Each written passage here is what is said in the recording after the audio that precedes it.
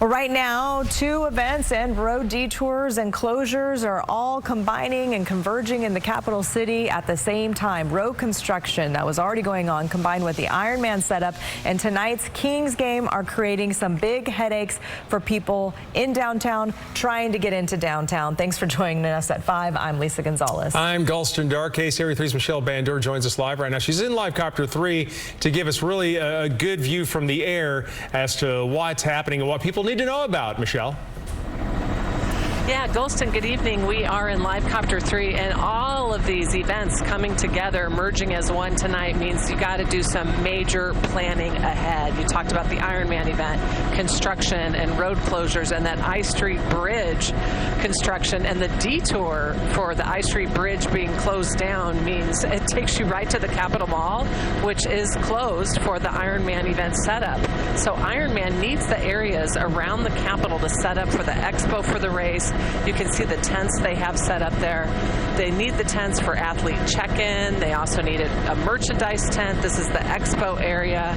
This is the same area where they're going to be holding mandatory athlete meetings. They're going to have volunteer meetings there.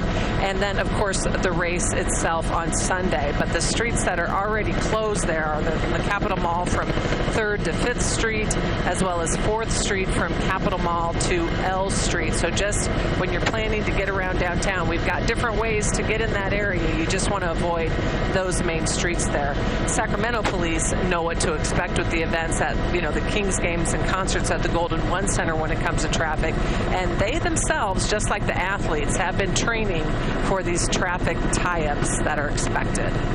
For events like Ironman, we can expect that we've had conversations with those event organizers for months, and we start the planning process pretty early. And we have a really hands-on approach when we communicate with these vendors to see what are you looking for, and then what our expectations are, and then also what our recommendations are for people to feel safe. So police are prepared. They're bringing in extra officers. That overtime, though, paid by Ironman, not by the taxpayers. They need these extra officers in to help navigate what could be a big mess, especially tonight with people coming in for the Kings game and other downtown events. So they want you to be ready for the delays, the slow traffic, the detours over the next few days. So the good news in all of this is that the I Street the I Street Bridge, take that out of the equation tomorrow, because they're going to have the I Street Bridge open tomorrow, which is a good thing. So it's just tonight that's going to be a lot of traffic tie-ups here. And that race, got to keep in mind, is all day Sunday, but they still need the roads closed on Monday. So it's a few days here for that Ironman takeover that will be happening in downtown over the next couple of days. Reporting live in Live Copter 3, Michelle Bandura, KCRA 3 News. Yeah, we were just noticing, Lisa and I, it looks like there's a line of cars around the I Street, or not on the I Street, the Tower Bridge right now, which is a little unusual. So, okay, so we know about the traffic situation. We also know that this weekend there is a so-called No Kings protest scheduled for Saturday. Those are people protesting against President Trump. So what can people expect about that? Obviously, parking issues and things like that. So what are we talking about? Yeah, so the No Kings protest is actually going to be at the Capitol. That's where that expo is, and that's where all the tents are going to be that they need. But the main event for Ironman on Saturday is going to be in West Sacramento, across the Tower Bridge to the transition area. And you see the red carpets there and that tent. That's the transition area. So that's where the athletes will run out of the water. They'll hop on their bikes. Like by Saturday afternoon, it's a mandatory check-in to bring all the bikes.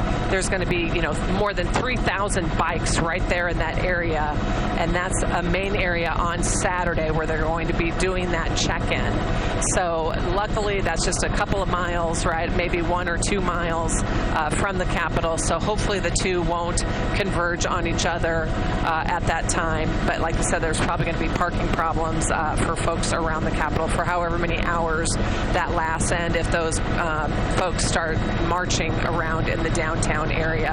And, you know, something else to keep in mind when you are driving around downtown over the next few days, we got a lot of visitors. There's more than 3,000 athletes as well as their families, and they're going to be doing a lot of walking, that back and forth from transition to the expo to those athlete meetings at the Capitol Mall area. So folks riding their bikes, on scooters, walking.